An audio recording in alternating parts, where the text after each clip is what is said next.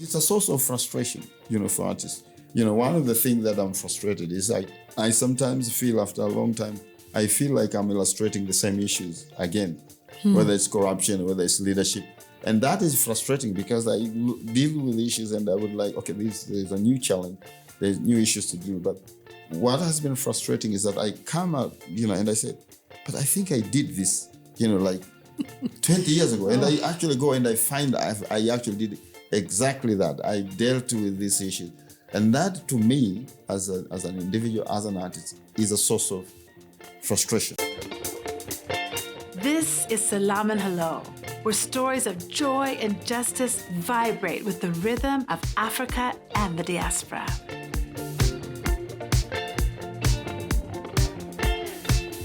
We're worried anxious group of people trying to move along. Maybe one day we'll get onto something. Until then we say, hold on. I know it's hard, but baby, you just got. Salaam and hello, everyone. My name is Lilly Piper, and welcome to the show. Before we get to today's episode, I just want to give a huge shout out to Love Artisan. They have partnered with us this season, and we are so delighted by this beautiful new set. And we could not be more grateful for your belief in us and your partnership with the show. So Sarah, Michelle, the entire team, asante sana from the entire Salaam and Hello family. So a few months ago, I had the very good fortune of attending the inaugural Africa Media Festival. The event was put on by Baraza Media Lab, and they brought together in the same space some of Africa's leading journalists, thinkers, writers. It was an outstanding event, and you continue to appreciate them for the amazing work that they're doing here in Kenya and across the region. The highlight for me of the festival, however, was a session where we got to hear about political satire and the voice that is needed on the ground to represent, everyday people and their struggles and their experiences. The headliner for that meeting was Godfrey Mwapembwa. I hope I said that right. I've been practicing. Godfrey goes by the name Gado. So if you have spent any time here in Kenya at all or the region, you know Gado's work. He has been a political satirist, illustrator, thinker, leader for several decades now. He started off his career quite young, came to Nairobi because he had won a prize from the Daily Nation, and ended up convincing them to take him on as their political satirist. In our conversation today, he walks us through the last 30 years of his work that has included challenging some of the most powerful voices across the world and here in Kenya and the region. In addition to his work at The Nation and later on The Standard, he's also the executive and co-founder of Buni Media, which is an independent multimedia company based here in Nairobi. Buni Media puts out an incredible show called XYZ, which shows us exactly what's going on both behind and in front of the cameras and many of the political rooms that we don't actually get to be in. That show has thousands of followers and thousands of fans who really continue to appreciate Gado's work and his ability to both inflict pain, but also uplift because of his just deep-rooted sense of justice and the need to represent the voices and the experiences of the people around him and the communities that he loves. Today, he did us the great privilege of sitting down and talking to us about what it's like to be a political commentator from the days of Moi all the way up to today. He has definitely faced his share of, resistance and pushback, but he's handled it with grace and humility, and most of all with a sense of conviction that the work must continue. Gado's work has been lauded by many different organizations. In 2007, he was given the Prince Claus Laureate. He's also a winner of the Kenya National Human Rights Commission Award in Journalism, both in 2005 and again in 2007. He's also one of 12 leaders who were given the Visionaries Award from the Ford Foundation for their innovative efforts to confront key social issues. In 2014, Time magazine named him one of the 100 most influential people on the continent. What an incredible recognition of his work. But the one recognition that I really wanted to talk to him about was the award he received in 2016 on International Press Freedom Day. Kofi Annan gave Gado the Cartooning for Peace International Press Cartoon Prize, which symbolized his work as not only a truth teller, but also a peacemaker, somebody who's able to stand up for what's right, even in the midst of tremendous political turmoil and personal cost. Gado is truly one of one, an incredible leader, thinker, somebody who has challenged us, pushed us, and as I said, also uplifted us by his work and his commitment to this region and its people. So it's with great pleasure and truly an honor to welcome Gado to Salaam and Hello today. I know that you'll really love this episode, so enjoy. Gado, welcome to Salaam and Hello. It is my great joy to welcome you. We are so delighted to have you. Thank you, Lily, for having me. It was such a pleasure. Before we get into the nuance of your work, one of the things that has touched me as I've been reading about your work in your beginning years is that your parents really encouraged your artistic work. Yeah. In particular, your mom encouraged you in childhood. So maybe you could just tell us about what her influence was on the young Godfrey before the world got to know Gado. Yeah, I actually been reflecting on that, and interesting enough, so I did, my mom passed on last December, so I'm so sorry. I did look back, interestingly, after her passing, and she's solely responsible for, me becoming, Gado and all that, because both of my parents have been supportive, very supportive, but my mom was always there, but also she had this keen eye from the very beginning, where she, I would say she was my first teacher, and she was a teacher. Then she retired when her time came, but she was always, she noticed my interest from the very early age, and she would draw with me, give me, she would draw stick figures and to encourage me when I was young. But when I was I think class 5 or so, she actually looked out for an art teacher. He was a university lecturer at University of Dar es Salaam, and I would borrow his drawings and copy, and that was quite a rare thing during my time. I mean, at that age, when I was probably about 12 or so, I mean, I had a teacher where I could copy and reference, and that was very encouraging. And when I went to my secondary schools, she went and actually convinced she went to the ministry basically, and asked for me to be taken to a school that taught fine art as a subject.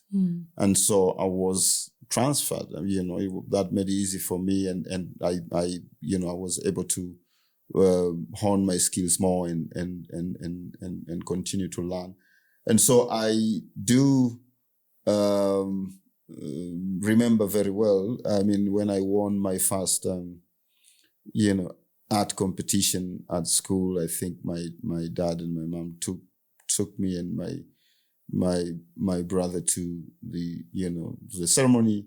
And these are the things that I look back that, they really, stand out, and not even today, you don't have parents that actually do that. Very true. Mostly, probably very well that, you would see how, art, drawing, how it's seen in different light. You're probably seen as what are you going to do with that? Exactly. There is nothing much there. And even when I started working, because I dropped out of my college education to pursue my career as an editorial cartoonist, and that did not go very well with my parents, but they still encouraged me, and that's something that I've always been grateful. Yeah, that's incredible. You truly stand on their shoulders, like you said. Even today, I think I have a son who's an artist, and you worry for your children about being able to make a living. Yeah. But you have, and And your living it's really an East African story in many ways. Born in Tanzania. Yeah. Some of my producers are surprised to hear you're not homeborn here in Kenya, but you've spent the last 30 years here in Kenya. Yeah. You also have connections to Rwanda. Yes. So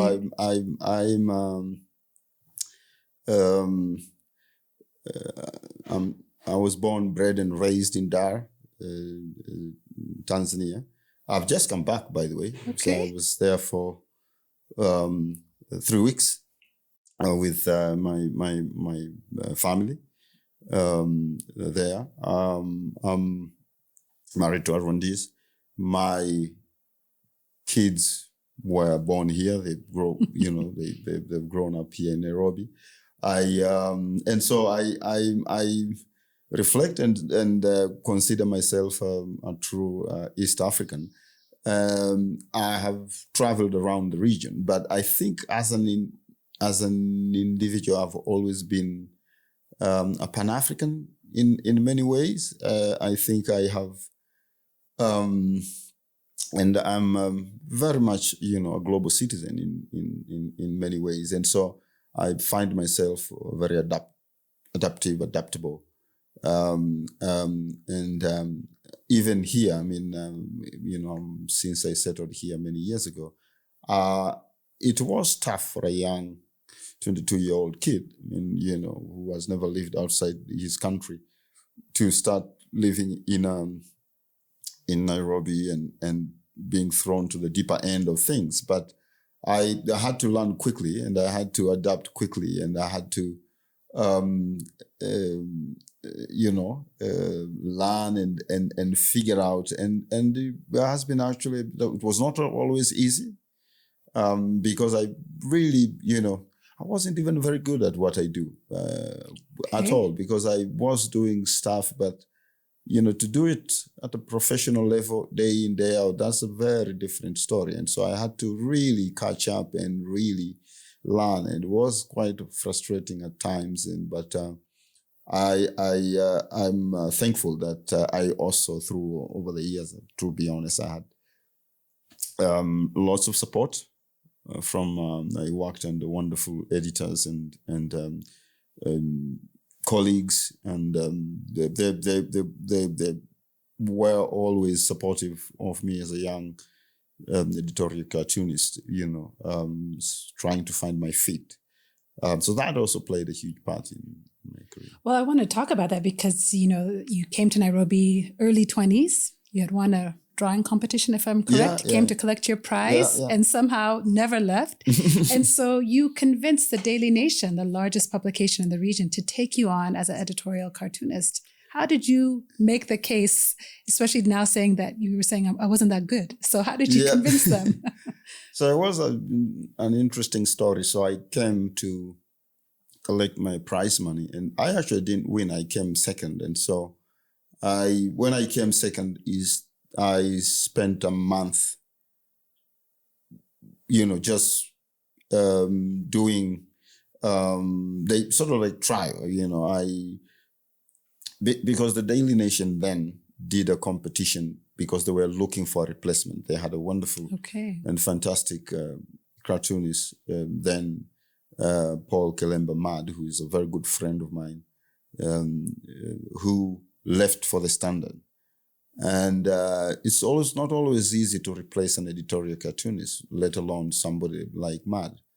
And so they thought, okay, let's do a competition and see if we can get somebody. And so I applied. Back then we could get the Daily Nation in Dar, and I applied, and I came second. So I said, okay, I'll come and collect my money. And I came, I collected, and I stayed for a month. And so we started talking then, and the editor then, the editor-in-chief, Wangezi Mwangi, kind of was also reluctant even to you were second place. Not only that, but he just, he said, I remember him trying to convince me otherwise. He said, no, I mean, I think you should, finish your studies. And but I was adamant that no, I think this is what I would like to do. And so we talked about it, and the nation had to look for a work permit for me, and finally they got it. So after a month I left, went back, and then I came, to stay. And so again, it was quite difficult because I started working professionally. I had been published before, but working on a daily basis, that was difficult. But also, I really the as an editorial cartoonist, it's always not about drawing, and I think that sometimes people get it wrong. It's also about really understanding your subject matter, and actually, how do you, then your drawings come second. And so you really have to have a very good political understanding, social understanding of the issues that you're dealing with. And I don't think I was that good. I mean, I didn't know Kenya politics that well. I think I knew, about it just on the surface, and I had to really get, to grips with it. So I really had to read a lot, find out, and so that's why I'm saying also, my editors and colleagues really helped me to get through that. And that took years, because you basically had to, an issue happens here and where what happened, but that has a background, has a history, it has context, exactly. And so forth and so forth. And so that, to be honest, was that's why I'm saying, I was thrown, into a deep end of things. And so, that's also one important thing about, the role of the editorial, cartoonist, because you really need to actually have a very good and deep understanding of your subject matters. And that's very important. In your time in Kenya, where have you found the truth tellers to be most likely found when you are looking for that inspiration? Because I'm thinking about the fact that in a newsroom, everyone is kind of headed towards the end goal. It's got to be timely, relevant, all those things. But there's got to be times where just in life, a lot of your work has been reflective of an overall season in Kenya's life, or a feeling that the people are experiencing. And the comments I see from people who appreciate your work always speak to that there's a tangibility in your work that feels very real to people. Yeah. So can you point to a group of people or groups maybe that you think are particularly powerful truth tellers in this beloved Kenya of ours?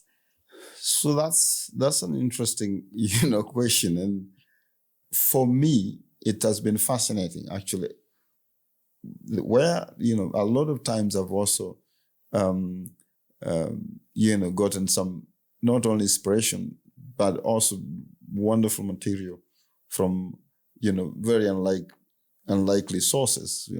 For example, when I go to my barbershop, I always like to talk politics. And so I always get, some of the most fascinating nuances and stuff from them, from my barbershop. In fact, I actually, I can, distinctly remember some of the ideas that, went out to become quite controversial, when I do that.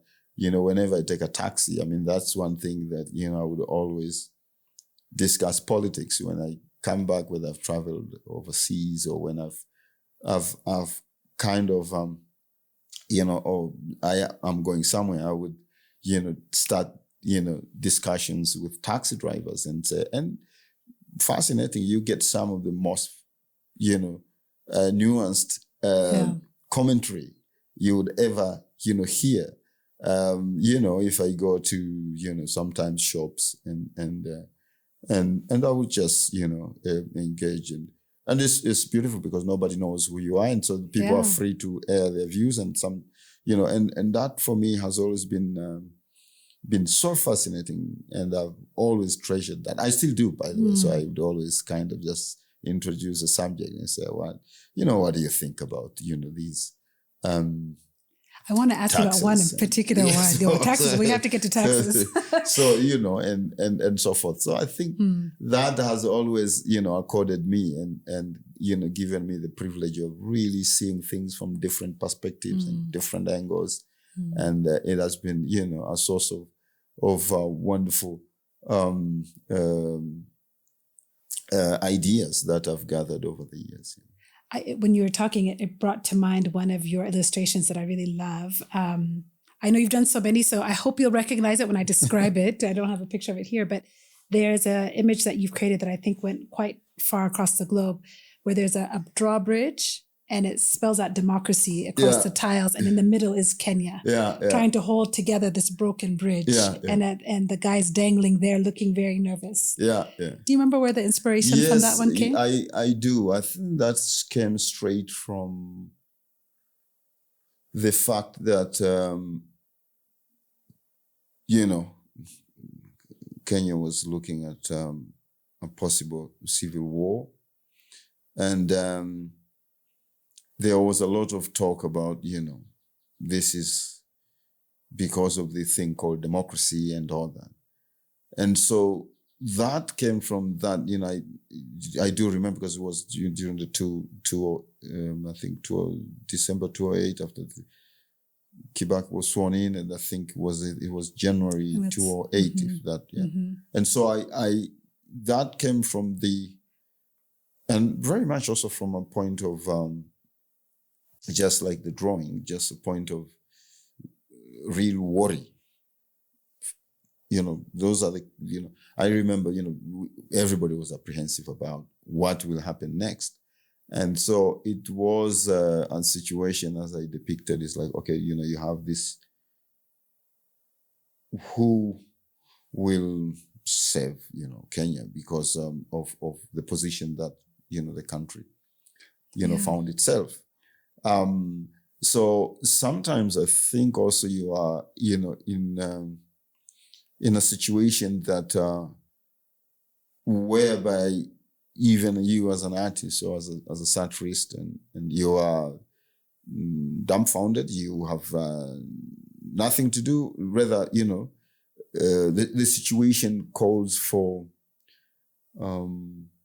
It's a difficult situation. And as I said, sometimes people think, you just go and you have these magic fingers and you can come up with anything. And there've been a couple of situations where you are somehow, even you are lost. And you're that guy in that bridge. Like, okay. I think also that, quite honestly, that's for the first time I was also aware. I was made aware that, okay, you always draw these drawings about Palestine, about other troubled countries, in the world, and you get away with it because you are very much detached and you can look about these, situations and issues from afar. What happens when you're dealing with an issue right on your doorstep? Yeah. And that gives you a very different perspective, so to speak, in a way that, you start looking at things. And I think that happened to me, that you start being much more nuanced. You start being much more, I think, even I would say, you don't self-censor yourself, but probably you think deeply about the issues that you're dealing with.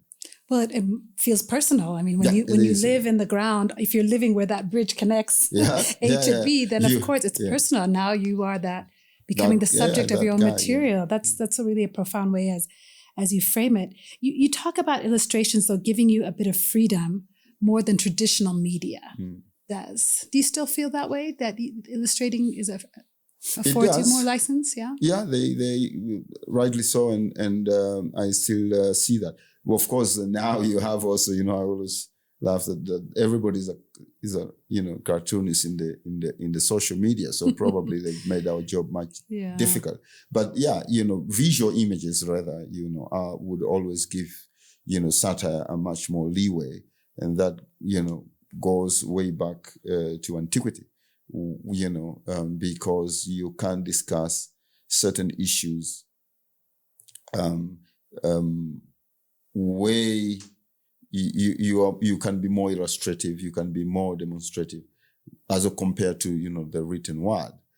So to give you an example, for example, let's say you're dealing with taboo subjects and, religion and religious issues. I mean, it's, I can get away with a lot when it comes to that, because you can, laugh at these subjects and draw stuff that, or hide things in your drawings that everybody can see, but also everybody can say, okay, you can rather get away with it. And so that's the good thing about satire. And after that also you can say the same about, writers, by the way.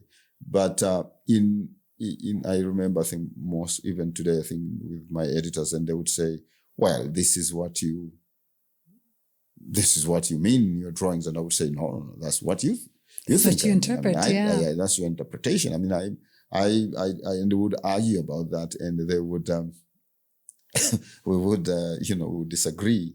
But I think that's why satire, and editorial cartooning has an advantage in many ways.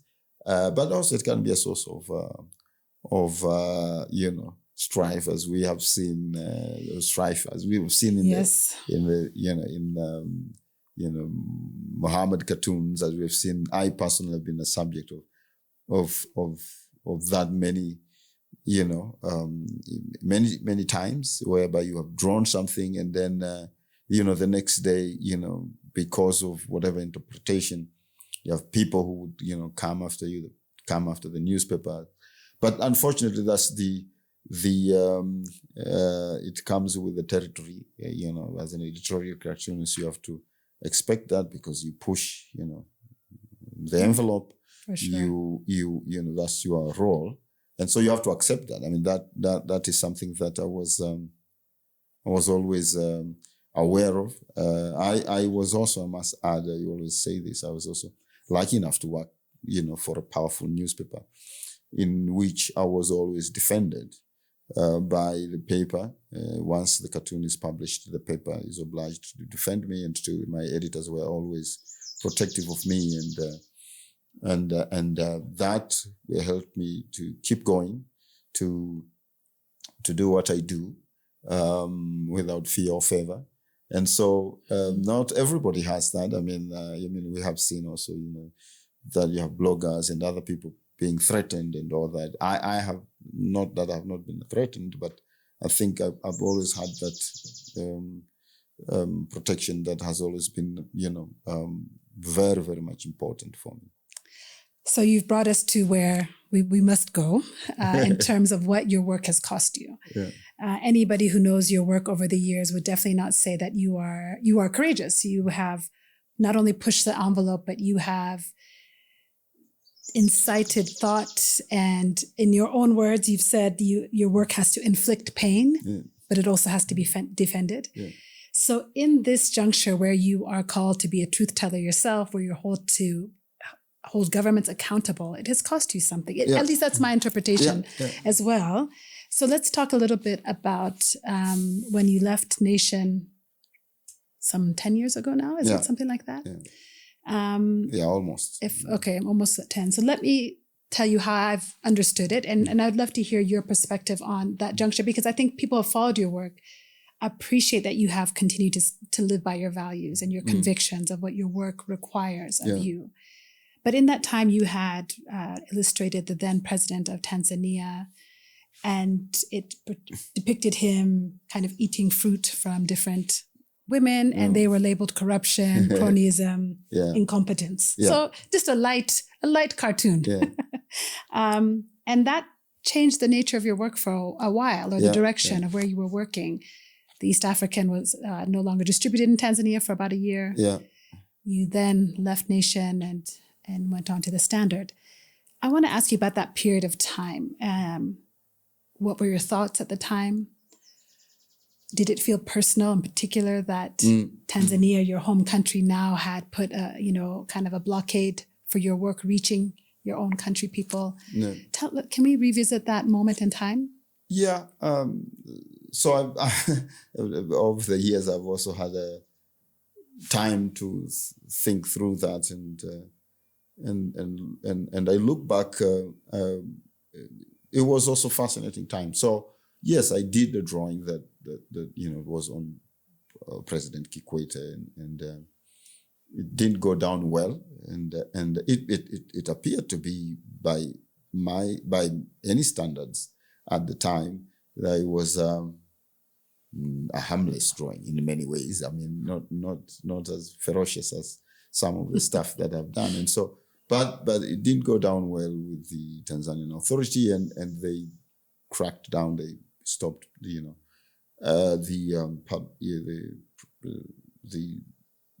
East African from being sold in Tanzania and that did cost the organization a lot of money. And so, but again, the nation defended me, and I remember having a chat with my editors, and tried to engage the authority on that and so forth, and so in that wasn't but what occurred later also that without going into many details is that also there were still the bigger pressures were from here, from the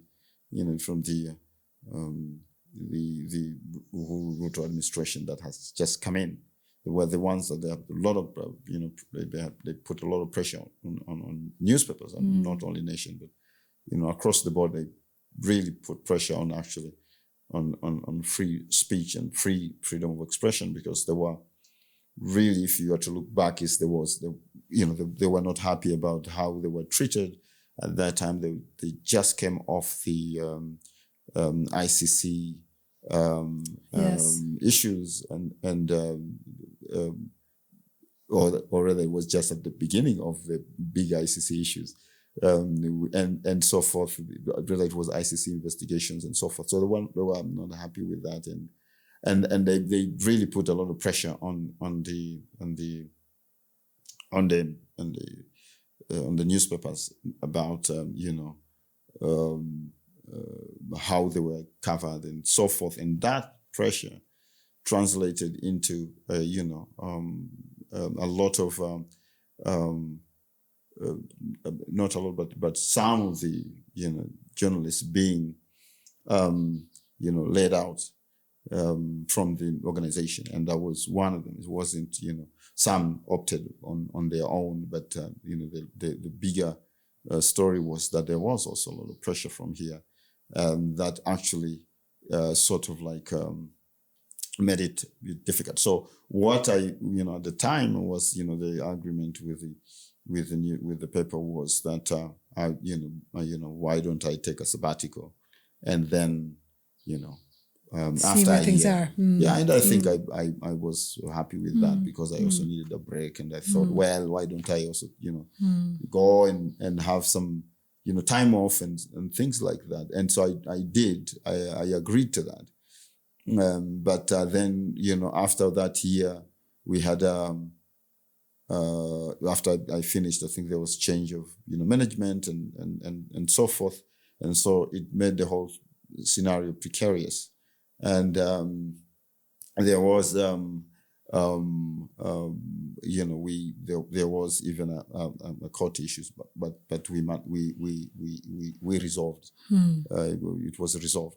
But again, as I look back, I think I have a much more understanding of and appreciation of also of the situation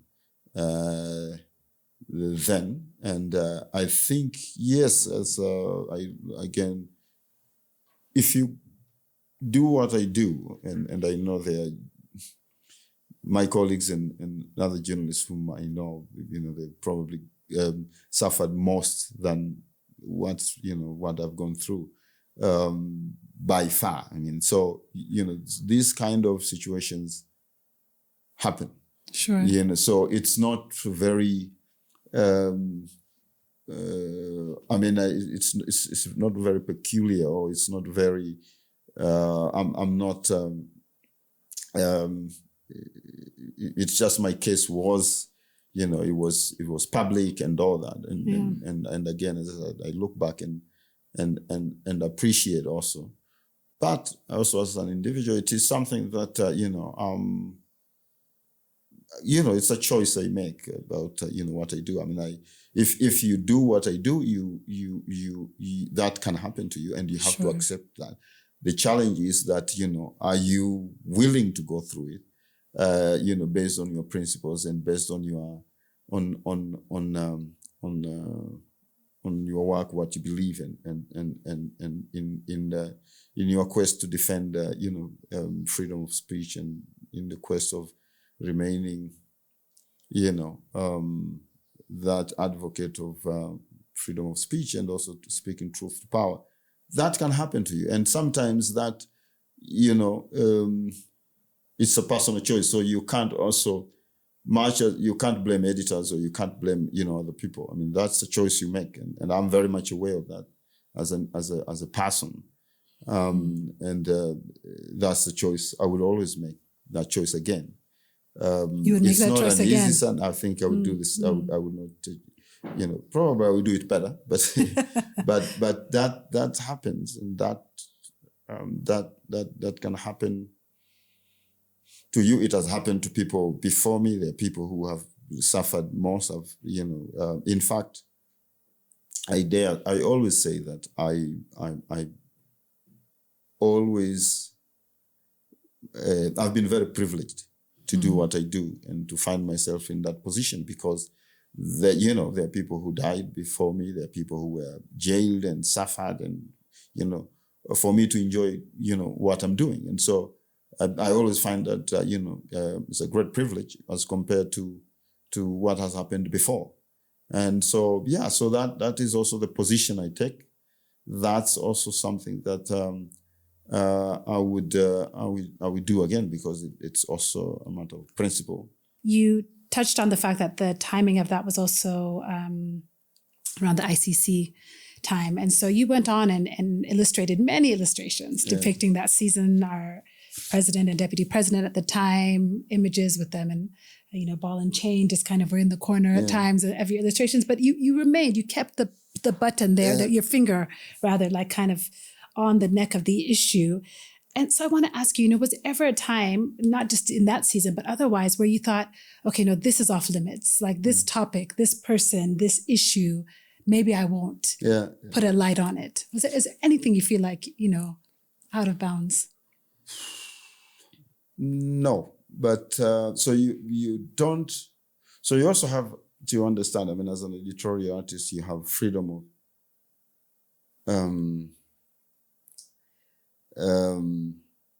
to do what you feel like, but also you have freedom of choice. So as I grew older, I would always also think of my role. So of course, when I was much younger, I would do much more ferocious drawings and all that, and that was all good. But, I'm also drawing for an audience. And so I always, especially these days, I would always look, okay, this is also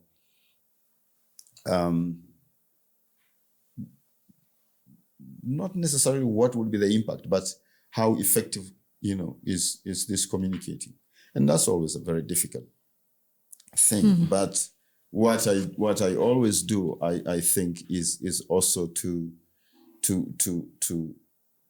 find ways to tackle subjects. So, I don't run away from subjects because they're controversial, but you find a way of communicating, of drawing this difficult subject, because that's what editorial cartooning is all about. So, for example, if the issues like even today, LGBTQ, religious issues, these are difficult subjects, but I've always found ways of actually discussing them. And I would always be with newspapers, Nowadays, I do drawings and I can't even when my newspaper doesn't want to publish them, I can put them online, and that's fine. But still there you also find, a huge audience. In fact, I have a much bigger audience online. Definitely. But I find ways of discussing these issues in a much more, in better ways. My editors would always, and that's newspapers, with newspapers is tricky because they will say, oh, well, you don't know how, this might be seen this way. Mm. And I also ended up appreciating, because I've seen over the years the reaction. And so newspapers would also have to defend it as, themselves and things like that. But it has always been this battle. And I've come to appreciate that, even though I've also been I strongly feel that sometimes you have, stronger, censorship. But I've always found ways to tackle issues. And one must admit, that comes with the territory. So when you do this, you have to expect that can come back to you. And that is fine. I have no problem with that. A lot of times I have been ferociously attacked for what I've done, for my drawings. I've been threatened. My family has been threatened, and I've been, I've never been taken to court, but there are a number of lawyers who have written to the nation on behalf of their clients to on my drawings, and so these things can unsettle you and unsettle your ability to stay steadfast, your ability to focus, your ability to do what you do. And over the years, I've been grateful enough to keep my eyes on the ball. I would like to think, but yeah, they are difficult, and as they should. And as an editorial cartoonist, your role is actually to tackle those subjects that people are afraid to discuss without fear or bias or favor. You have to. And in doing so, it's very important. In doing so, you end up, ruffling feathers. You end up actually attacking people. You end up confronting people. And I've always said, if I'm, draw these horrible cartoons, then people have all the right to attack me with horrible comments. Mm-hmm. So I can always accept that. I have no problem with that. It's a very rational approach to what sounds like a contact sport. It sounds exactly. like the world you live in, you're constantly sport, being bumped here, Okay, I know we've kept you for some time. I just want to ask you a few questions because, your home is Tanzania. Mm.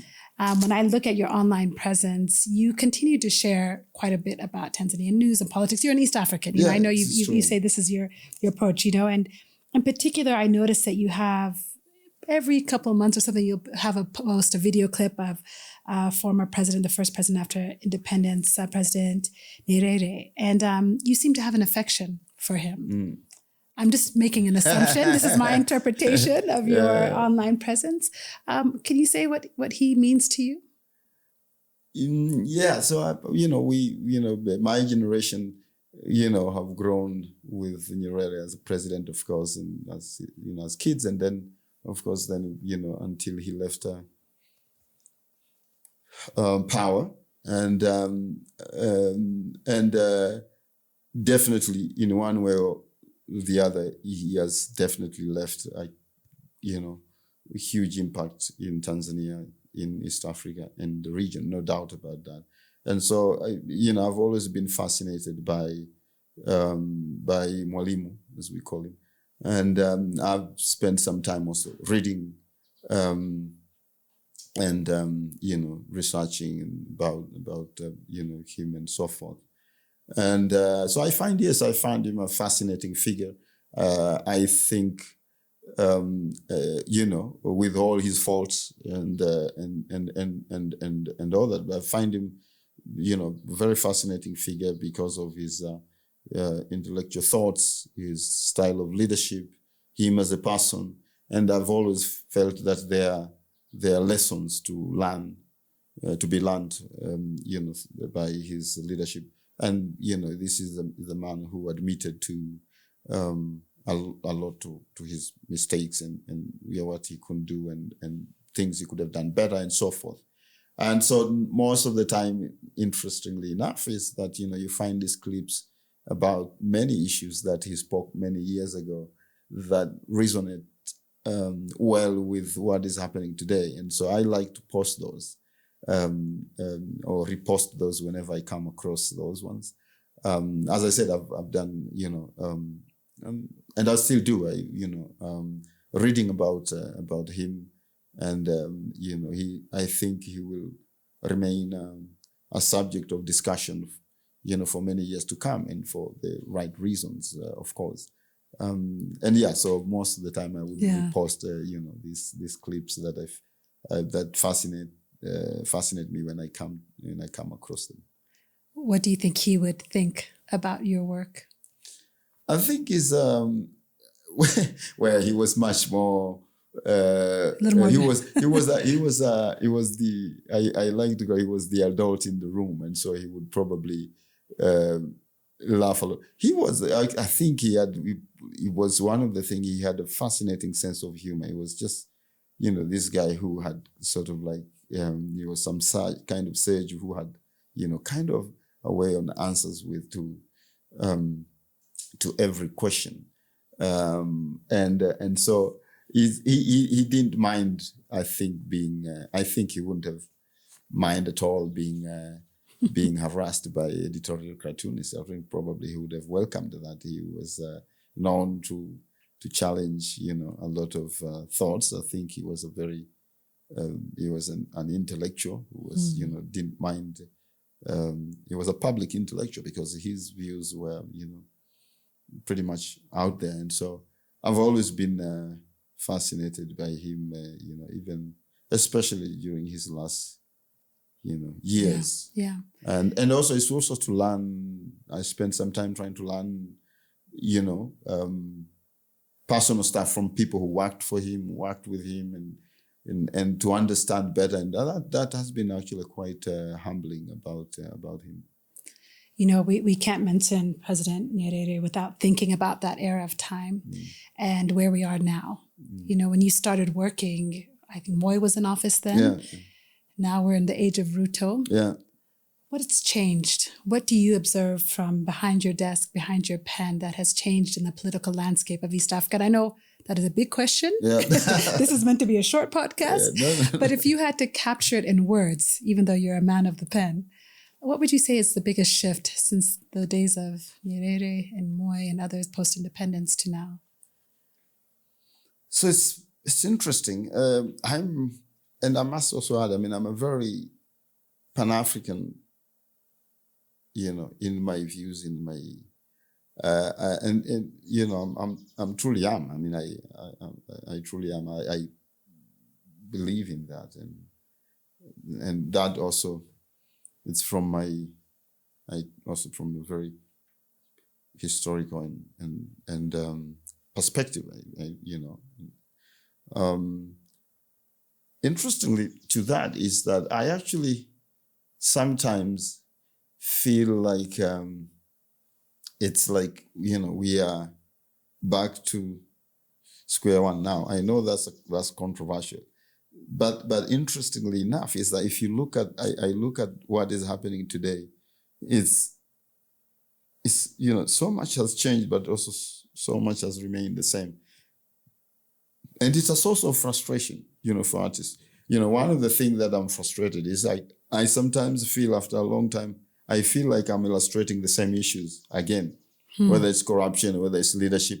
And that is frustrating because I deal with issues and I would like, okay, there's a new challenge, there's new issues to do. But what has been frustrating is that I come out, and I say, but I think I did this, like 20 years ago. And I actually go and I find I actually did exactly that. I dealt with this issue. And that to me, as an individual, as an artist, is a source of frustration. I would have liked to think that, probably we have more issues to deal with. Of course, they're there, whether it's, for example, the issue of AI, the issue of, social media, climate change, no doubt about it. And these are bigger issues that we even we satirists, trying to figure out how to deal with them. But, you find that, because these issues don't happen in isolation, they are also tied up to the very same things that we have to do. SGR, the corruption with whatever. If you look at the corruption scandals that are happening now, they are not very different from, what happened, during the Moi administration and so forth. And so it begs the question that, what is really happening? And I honestly don't have necessarily I don't have the answer to that.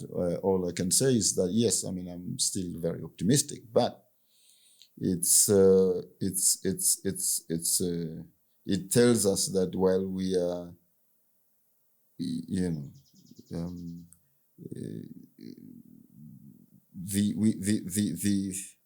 we have a long way to go, and we have to keep pushing. I think that's probably the one thing that I derive from all that no, we still have a long way to do, and yes, and I think that requires the effort of everybody. Thank you for that. That's not a simple question to try and summarize 30 years of political history and what has been a complicated decades. But what you said about you feel like you're repeating it. I think that's also the feeling on the ground. Weren't we just here? Weren't we just dealing with this? And where's the forward stepping? So let's try, and I'm going to try and end on a positive note. Thank you for just the depth of thought that you've given us today. You have also, been awarded and been recognized from your work, and on global stages, your work is well understood and appreciated at so many places across the world, rightfully so. And in 2016, you won the Cartooning for Peace International Press Cartoon Prize, and it was awarded to you by Kofi Annan, who was at the time the chairman of that institution. And he said this about you, and I thought it was really worth saying today. He says that you confront us with our responsibility to preserve freedom of expression and to act to support the fight for those who cannot express themselves through their art. Such a powerful endorsement of your work and who you are in this world. What did that mean to you to receive that recognition, both from the organization, but from Kofi Annan? No, it was definitely very touching. He was... Mr. Annan was very supportive of the work that we do, and he was also the honorary president of the Cartoonists for Peace also, and so he was very, very supportive. I had the privilege of meeting him, more than once in different occasions. And so it was definitely, a huge backing to hear those kind words from him. I would like to approach it with a little bit of humility, because I despite everything, it's a position where you are accorded the responsibility to do things that others cannot do. So yes, you can say this or that, but the truth is that it's you can do these drawings. It's a privilege. It's not everybody can do. It's a privilege that you're. So at times I look at it with a fair amount of responsibility that also, you are in this position. And so I try to do my utmost in terms of also trying to do the best and trying to come up with very, basically the best that I can be to my audience. Even though many a times you also have to challenge the very audience you are dealing with, because one of the things you do as an editorial artist is also you don't become enslaved to the very audience you're doing, because that's also what I think. So the audience sometimes, and I've seen that in the social media, where the audience sort of like wants all the time to dictate and I think that's a bit problematic. Is I think if you also, you have to remain true to what you do. You also have to carve a niche in which, you can also tell the audience that very truth that that is there, because your role is to tell the truth to power, and the audience is power at times. So it's a very precarious position that you're in. And as I said, I mean, I've seen over the years that the audience can be the mob. And that is dangerous when the audience is the mob. And so what do you do with that? And I've seen a lot of times the audience, in today's era, they bully, the bullying that is going on, and and so how do you stand to that? So I'm trying to learn. We are not dealing with newspapers, we are dealing with, social media. They are the media now. And so I am trying to learn, that while still remaining true to my craft and to what I do. That's really powerful. I wanted to ask you so many more questions. I wanted to ask you, if your family thinks you're funny, if your friends think you're funny, but I don't have time for all of that. No, yeah. So that one I would say, I think, well, I'm also... I'm a private person. I mean, sure. I tend to protect that. So in private, I think I'm not sure they think that I'm that funny. I think my girls think that I can be a tough father. But we get along well, so that's fine.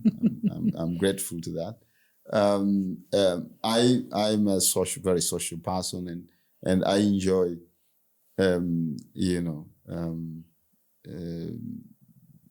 being around my friends, and I think I'm as an individual, I'm always try to learn, and so.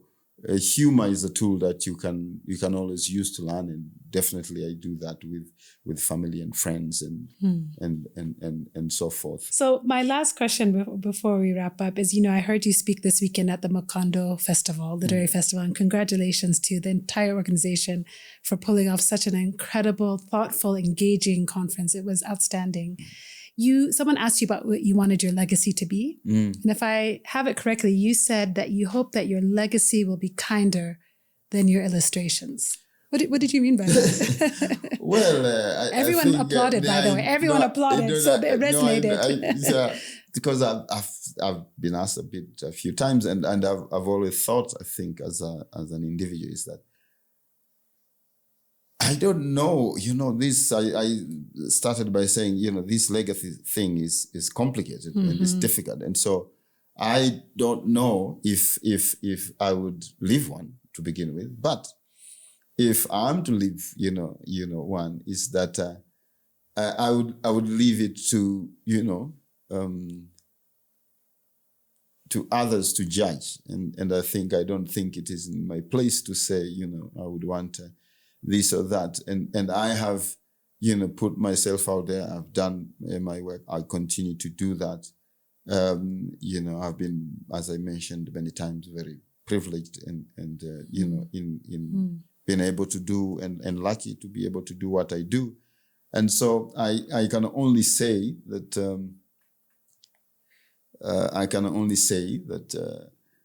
I hope, because I've been actually doing, very horrible drawings, as I may call them. I just hope that my legacy will be will be kinder than my drawings. That's why. That's fair. Well, having met you and had the privilege and joy of talking today, I can say that you, as an individual, are only kind and generous of spirit. So we always ask everybody 2 simple questions before they leave, because we like to find the common thread amongst all of our guests. So, Mr. Gado, world-renowned artist, what is your favorite drink?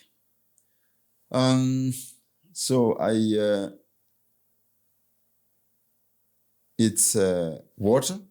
But Crazy water. No, but yes, but I do.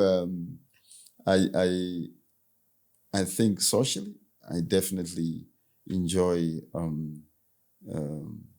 a beer, a glass of wine.